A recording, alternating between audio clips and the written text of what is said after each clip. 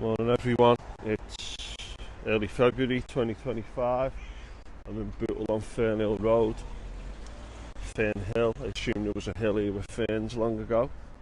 Getting used to this new camera, so the ability to manoeuvre it and do things with it.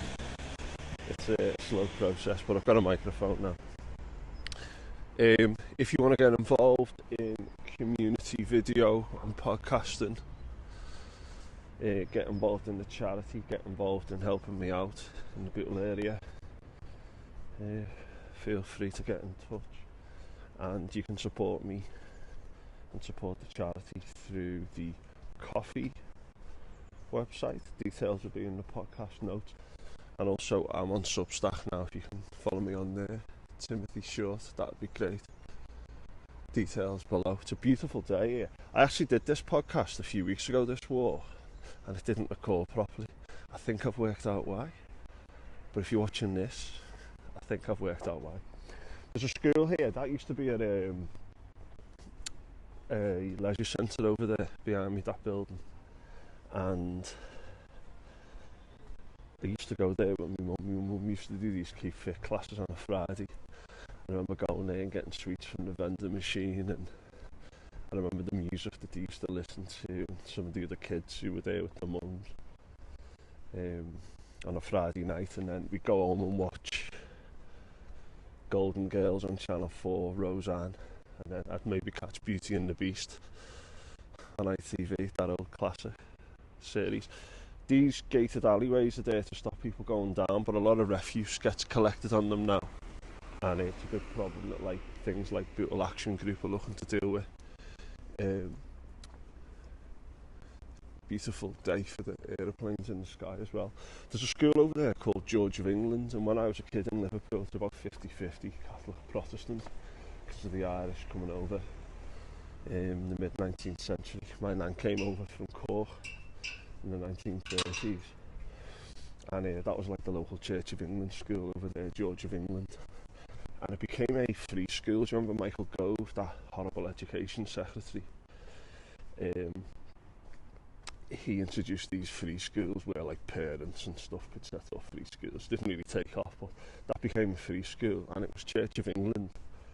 And what happened was the staff weren't treated very well, and there was loads of, all alleged of course, wasn't very nice the way they treated the staff, and staff turned up for work one September and were turned away at the door. They also refused to recognise the trade unions in that school when it became a free school. I used to do trade union work.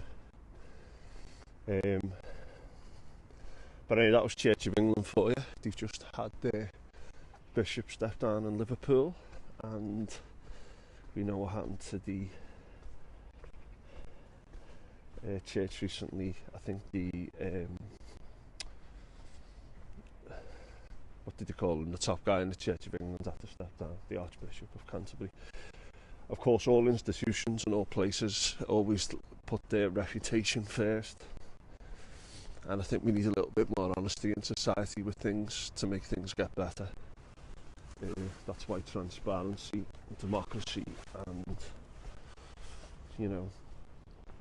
having reporters who aren't scared and intimidated, being able to look into things.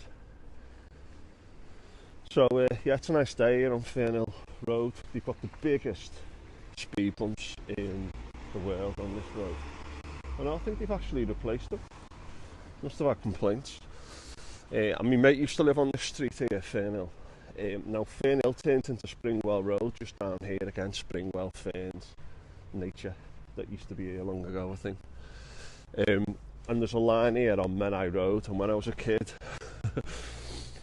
I never came up this side because the people were tough, you know what I mean, and it might mean trouble. So it was almost like there was an invisible line that I didn't cross as a kid. I mean, we did cross it at times, but it was like an invisible line. But yeah, this is Fernhill Road. It stretches all the way back up through Bootle. There's three main roads in Bootle that are parallel to each other, and I think it's Hawthorne Road, Fernhill Road. There are a few others but Hawthorne Road, Fernhill Road, and Southport Road. I'm just crossing the invisible line. It's like Churchill said, an iron curtain.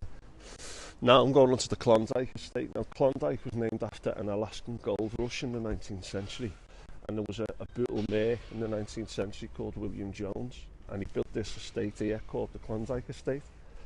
And he was a Presbyterian, and no pubs were allowed on it, and it was like quite good housing for the time.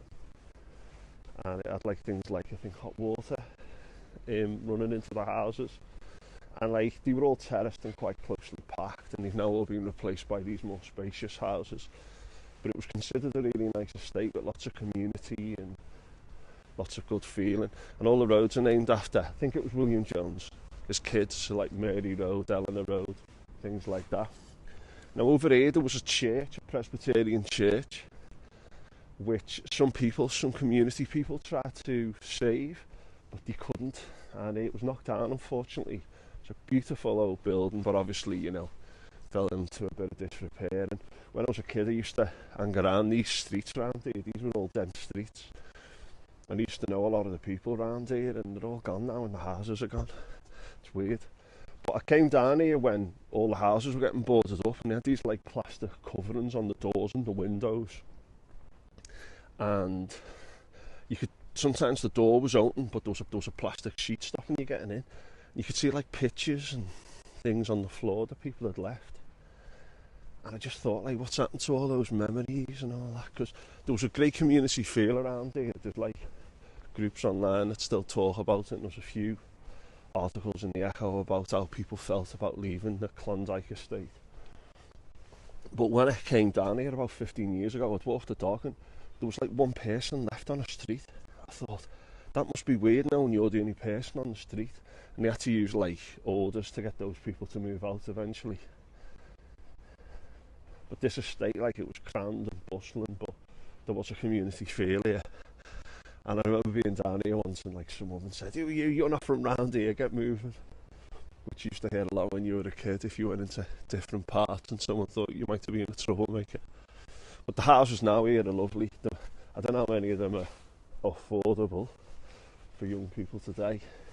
And we know that the big segregational divide today is young people's ability to buy housing and stuff and pay rent compared to the older generation. It was hard enough for us lot, but young people today, it's tough.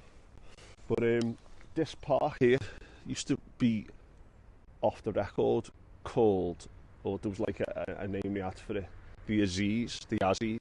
And an Aziz was like an old law court, and I just wondered if long ago there was some like law court here, or a traditional court going back many years.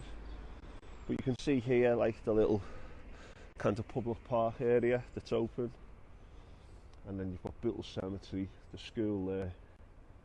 So it's quite open now, this street, this area, and it used to be quite built up. They also pedestrianised parts to stop cars running through and put loads of speed bumps in.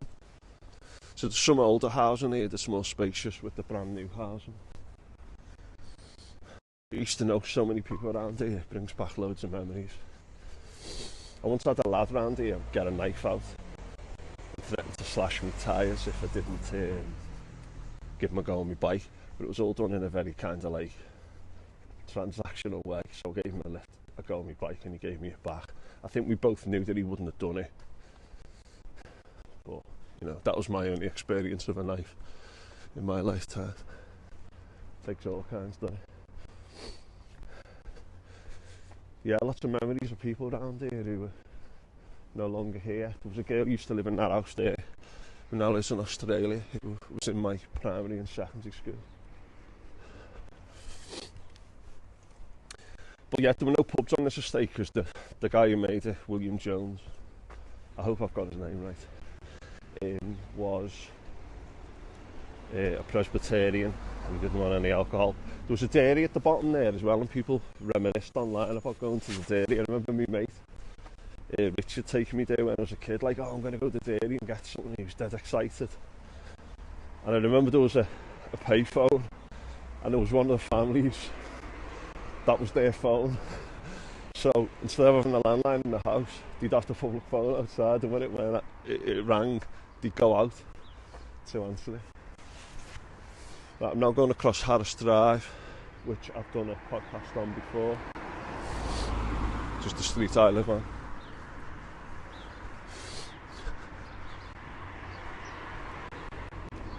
Lovely day. All the trees are naked. And they'll be springing soon. Green shoots. So I'm now on Springwell, which is a little bit of a hill. Sometimes jog up this hill, it's always a killer. But again, when I was a kid, you know, I used to know so many people around here. These are nice big houses. I think mid-20th century housing. My house was actually built in the 1920s, the house I live in. There's a picture from above, taken from St Robert Bellarmine's Church, which is one of the highest points in Bootle apparently, that was used for observation during the Blitz. And you can see my house, and behind it, it's all just empty landscape. And now that's all full, like big conurbation, all fits together. So up here we've got Silcox Field, and they were going to build. I've done a few podcasts with people like Ralph James and Bobby Brennan on this issue, but they were going to use this for like astro pitches, for football pitches, which is a good idea, but not on a park. Do it in a brownfield site. So there was loads of local opposition to it, and eventually they abandoned it. And the local councillors didn't cover themselves in glory by refusing to engage in the process. Bobby Brennan, he was a former Labour councillor, speaks a lot about that issue and why he was disappointed with that. But when I was a kid, Silcox used to go here a lot. This park over here, there's the old park house. People used to live in there, but like you get kids going in at night, and it's just derelict now. It became a community centre. This little area of grass here, we used to play manhunt on here with these bushes. So you weren't allowed to leave this island of green. And the pavement goes around it in a circle. So you used to play manhunt on here and hide behind the bushes, but it was a frenetic game of manhunt where one person would try and catch the others because there was only so much space you could go into. Those bushes used to be a lot smaller, and you used to hide behind them, and used to have lots of fun. I do wonder whether kids get the chance to really just go out and do those things anymore with phones and all that, and computer games and stuff. I don't know whether it's a good thing or a bad thing, kids not going out on the streets as much, but I don't know. Because this is Silcox Field. It used to have Phil. It hasn't been called Silcox for decades, but again, like the Aussies I mentioned before, people keep this name. So I've gone from Fernhill, Lower Fernhill, onto Springwell, and we're now on, is this Arrow Road or Arrow Lane? Can't remember. So it's the local public park. Used to walk the dog here a lot, sometimes jog round there. And used to have goals up here all the time. Kids would be there. And again, you know, it doesn't seem to be used as much by as many people, but it's still an important part of the community. It's also a lung and a breathing space. And to put astro pictures here, I think would have been a travesty. So I'm glad that that didn't happen in that kind of way.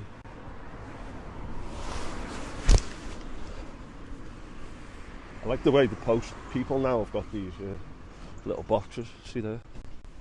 Used to have to carry that big bag over the back, and I'm sure they got a few industrial industries from that. But yeah, this is my kind of local community. It's quite a deprived area, Bootle, but obviously you can go down like streets that look a little bit better kept than others. And there's all the shops. And when I was a kid, there used to be a video shop here where you used to go and hire videos for like £1. You'd have them for one night, and you had to bring them back the next day, before we had streaming and DVDs even. But there was a shop there, we used to call it Upper Dillon's for some reason, and that one down there was Lower Dillon's, like a corner shop. Used to shut on Wednesday afternoons. Now they're open all night, you know what I mean? There's Riley's Sandwich Bar, that's been there a few years. Midnight delivery place and a beauty salon. But that used to be quite busy there. Now the industries that people use less, you know, because of the internet and all that.